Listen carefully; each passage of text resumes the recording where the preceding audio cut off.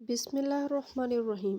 जी हाँ, तो आज का जो हमारा इम्पोर्टेंट नोवेल है वो हम डिस्कस करने जा रहे हैं, Heart of darkness by Joseph Conrad. ठीक है, ये एक नोवेला है, इट्स नॉट अ नोवेल। ये एक नोवेला है। नोवेला जो है वो एक शॉर्ट स्टोरी से वो बड़ा होता है, लेंथियर होता है, लेकिन वो नोवेल से शॉर्टर होता है। ठीक है, उसको हम जो दरमियानी फॉर्म होती है शॉर्ट स्टोरी और नोवेल की, उसको हम नोवेला कहते हैं। तो ये एक नोवेला है। उसके अलावा अगर हम हार्ट ऑफ डार्कनेस के अलावा लॉर्ड जिम, नोस्ट्रोमो और सीक्रेट एजेंट, ये भी बहुत जो हम कह सकते हैं कि मशहूर तरीन इसके वर्क्स हैं जोसेफ कॉनरैड के। तो सबसे पहले हम हार्ट ऑफ डार्कनेस के करेक्टर्स की तरफ तो जो जोसेफ कॉनरैड थे वो क्या थे, वो एक पॉलिश ब्रिटिश जो थे वो नॉवलिस्ट थे और शॉर्ट स्टोरी राइटर थे। ठीक है, और उसके अलावा ये जो नोवेला है ये 1902 में पब्लिश करवाया गया। ठीक है, 1899 में तकरीबन इसको उस पीरियड में लिखा गया, जो कि एंड ऑफ विक्टोरियन एज था और starting of the modern age. ठीक है, मॉडर्निज्म का स्टार्ट था जब ये नोवेल लिखा गया था, नोवेला लिखा गया था। तो अब हम इसके कुछ इंपॉर्टेंट कैरेक्टर्स देखते हैं, क्योंकि इस तरह कैरेक्टर्स की होनों के बगैर आप समरी को कंप्रीहेंड नहीं कर पाएंगे। तो सबसे पहले हम देखते हैं की फीचर्स क्या हैं, की फिगर्स क्या हैं। चार्ल्स मार्लो है जी, प्रोटैगनिस्ट है और narrator of the story. Marlow is a sailor and an adventurer who undertakes a journey into the Congo to meet Kurtz. अब हम देखेंगे कि ये प्रोटैगनिस्ट भी है और नरेटर भी है, और ये एक जर्नी अंडरटेक करेगा, किधर जाएगा, कॉन्गो में जाएगा कर्ट्स से मिलने। ठीक है, उसके बाद कर्ट्स कौन है। कर्स जो है वो मिस्टीरियस और एनिग्मेटिक आइवरी ट्रेडर है। आइवरी जो है वो हाथी दांत होते हैं। ठीक है, और ये अफ्रीका में रहेगा। तो अफ्रीका में हाथी हाथी वहाँ पे बहुत ज़्यादा होते हैं और हाथी दांत का एक कारोबार, एक बिजनेस होता है। ठीक है, Kurtz is at the centre of the narrative and represents the darkness within the human soul. His descent into madness is a central theme in the story. अब हम देखेंगे कि जो टाइटल है हमारा नोवेला का, हार्ट ऑफ डार्कनेस, उसके साथ ह्यूमन सोल की, ठीक है, ये जो डार्कनेस है बेसिकली ये इनर डार्कनेस है जो कि कर्ड्स के थ्रू हम देखेंगे और ये रिप्रेजेंटेटिव होगा। ठीक है, उसके बाद मैनेजर है। मैनेजर जो है वो एक आइवरी कंपनी ऑफिशियल का मैनेजर होता है, वो overseas operations in the Congo, Congo river में ये जर्नी करेगा। ठीक है, कॉन्गो जो है वो इसकी सेटिंग भी आप कह सकते हैं। Is focused on maintaining order and achieving high profits. और ये जो मैनेजर है ये सिंबल ऑफ कर्स है, सिंबल ऑफ ग्रीड है। ठीक है, बहुत ग्रीडी है और ये हाई प्रॉफिट्स में बिलीव रखता है। उसके बाद हम अकाउंटेंट देखेंगे जो कि इम्प्लॉय होगा कंपनी का, who is meticulous in his record keeping, he symbolizes the dehumanizing effects of colonial enterprise. उसके बाद हम इंटेंडेड देखेंगे जो कि कर्ट्स की फियांसे होती है, who appears towards end of the novella. Her character serves as fall to Kurtz and represents the ignorance of European society regarding the true nature of colonialism. और जो इंटेंडेड है वो कर्ट्स की फियांसी है। ये मिलेगी एंड ऑफ द नोवेला पे, किसको मिलेगी, मार्लो को मिलेगी, और मार्लो इसके साथ झूठ बोल देगा। ठीक है, ये उससे लास्ट वर्ड्स पूछेगी कि कर्ट्स के लास्ट वर्ड्स क्या हैं, जो कि लास्ट वर्ड्स, कर्ट्स मर जाता है ना नोवेला के एंड में, तो वो लास्ट वर्ड्स बोलता है। तो जो कर्ट्स के लास्ट वर्ड्स होते हैं जी, हॉरर हॉरर दी हॉरर हॉरर। और ये जो है मार्लो वो उससे झूठ बोलता है और उसको कहता है कि जी नहीं, उसकी ज़बान पे लास्ट वर्ड्स तुम्हारे नाम था। तो वो जो है वो उदास हो जाती है सुन के। ठीक है, फिर नेक्स्ट है जी पिलग्रिम्स। पिलग्रिम्स जो है वो ग्रुप ऑफ कंपनी है, employees on the same streamer as Marlow. ठीक है, ये भी एम्प्लॉयज़ हैं और उसी स्टीमर पे जा रहे हैं। सॉरी, स्टीमर है ये जहाज़ जो एक होता था। They are eager to reach the inner station and are a source of dark humour in the narrative. हम देखेंगे कि ये जो पिलग्रिम्स हैं, मार्लो है, ये सारे सबसे पहले आउटर स्टेशन, फिर सेंटर और फिर इनर स्टेशन तक इनका जो सफ़र है वो होगा। ठीक है, सोर्स ऑफ डार्क ह्यूमर है और ये थोड़ा थोड़ा ह्यूमर भी इसमें हमें जो है वो कॉनरैड हैं, जोसेफ कॉनरैड हमें देगा, जो कि डार्क ह्यूमर होगा। नेक्स्ट है जी रशियन ट्रेडर। रशियन ट्रेडर जो है वो कैरेक्टर है encounters in the wilderness. He provides information about Kurtz behaviour and descent into madness.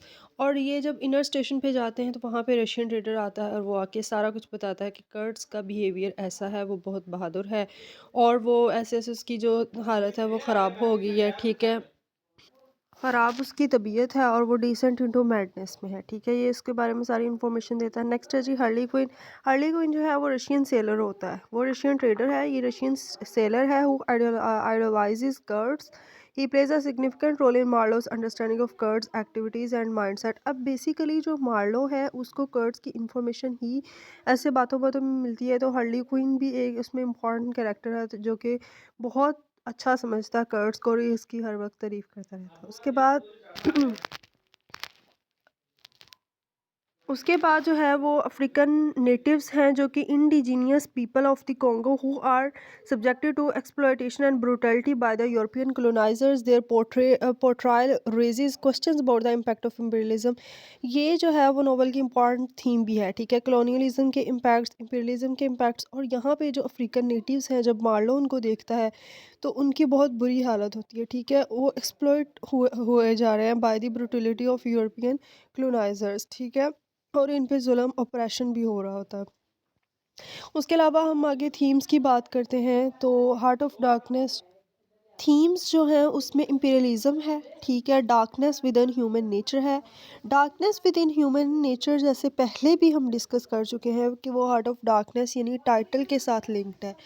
Consequences of unchecked power. The characters, particularly Kurtz and Marlowe, symbolize the moral and psychological challenges faced in the context of colonialism.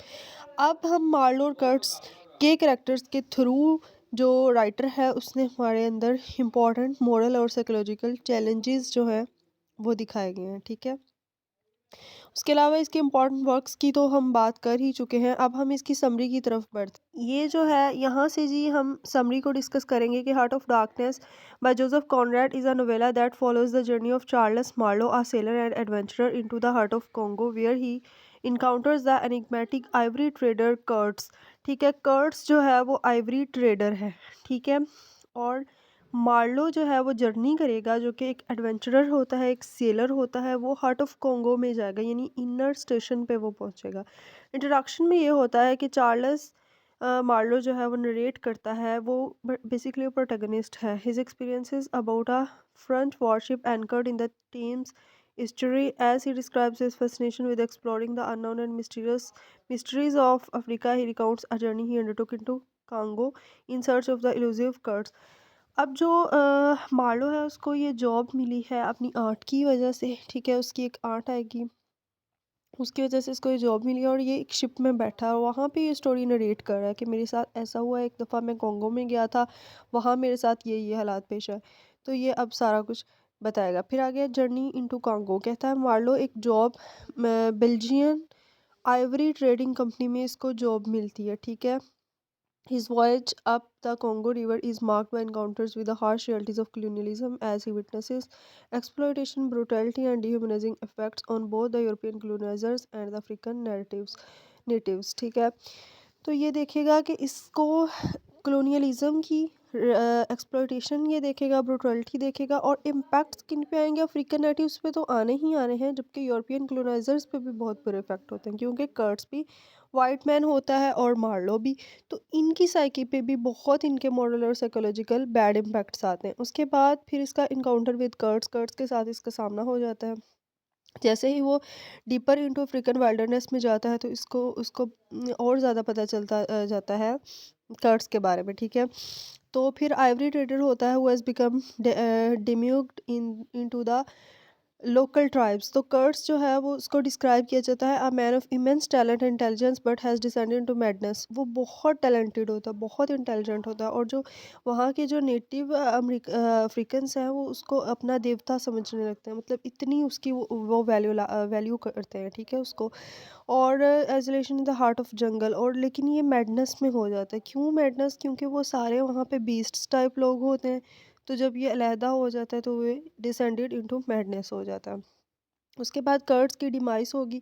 कर्ट्स की demise ये है कि Marlow eventually reaches the inner station where he finds Kurtz in deteriorating state. तो जब ये वहाँ पे जाता है, जब मार्लो उसको कर्ट्स को मिलता है तो वो बहुत बुरी हालत में होता है। Kurtz consumed by darkness within himself dies on the journey back down the river. His last words the horror encapsulate the profound impact of his experiences.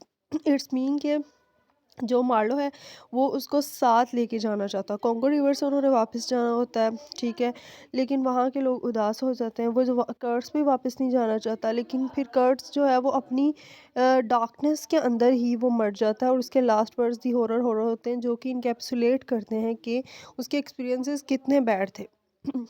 उसके बाद है जी return and reflection. Return and reflection वही वाली बात कि जो Marlow है वो रिटर्न टू यूरोप, जब वो यूरोप आता है और फिर कर्ट्स की फियांसी वहाँ पे आती है, जो कि इंटेंडेड जिसका नाम होता है, वो unable to reveal the full truth. तो ये फुल ट्रूथ रिवील नहीं कर पा रहा होता है, ठीक है, कर्ट्स। तो Marlow grapples with moral complexities of colonial enterprise and the darkness within human soul. तो मार्लो रिफ्लेक्ट करता है कि क्या मतलब ह्यूमन डार्कनेस है और कितनी ज़्यादा एक कर्ट्स की मिस्ट्रेस, एक तो ये फियांसी है, एक इसकी मिस्ट्रेस भी होती है, ठीक है, कर्ट्स ने शादी भी की होती है, तो वो थोड़ा माइनर कैरेक्टर है।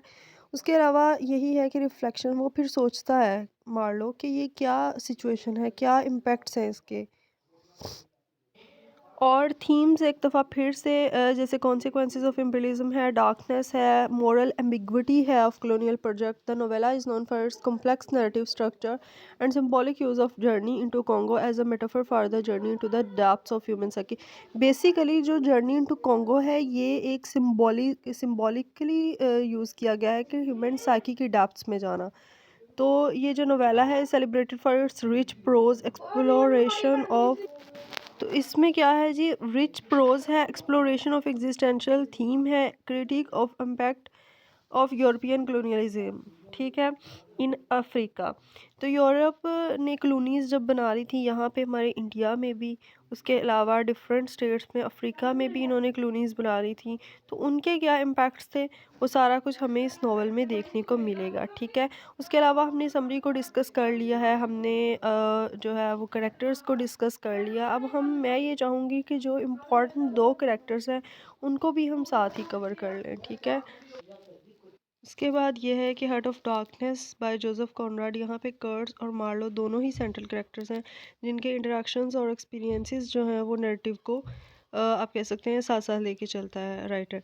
उसके बाद कर्ट्स का अगर हम बैकग्राउंड देखें तो एक आइवरी ट्रेडर है who initially goes to Africa with the intent to bring civilization and enlightenment to the African continent.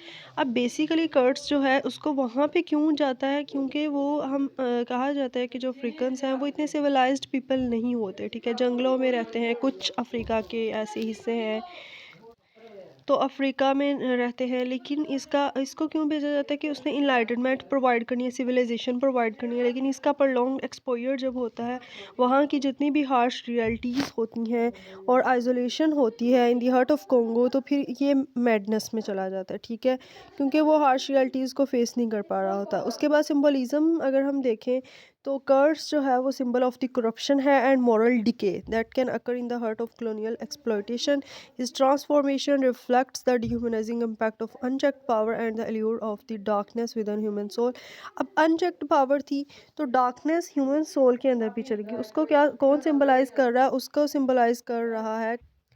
तो इसमें फिर जो है वो इन्फ्लुएंस ऑफ नेटिव्स क्या है कि कर्ड्स एक डेमी डेमी गॉड बन जाता है to the local African tribes who view him with a mix of fear and reverence. His exploration of the ivory trade and his manipulation of the native population illustrate the destructive effects of colonialism. अब ivory trade, ivory जो है वो एक ख़जाना है Africans का, ठीक है, उसको ट्रेड कौन कर रहा है, उससे एक्सप्लॉइट कौन कर रहा है, वाइट मैन कर रहा है। तो ये क्या है, फियर है, रेवरेंस है, मतलब लोग इसको अपना देवता भी समझते हैं, खुदा टाइप लोग इसको समझने लग पड़ते हैं इसके कि बहुत ब्रेव होता है, इंटेलिजेंट होता है, तो वो उससे डर भी थोड़ा रखते हैं। सेकंड जो है इंपॉर्टेंट करेक्टर वो मार्लो है, जो कि नरेटर और प्रोटेगनिस्ट है, चार्ल्स मार्लो। वो जो है वो सेलर होता है, एडवेंचरर होता है, जो कि river boat captain for a Belgian ivory trading company में वो होता है।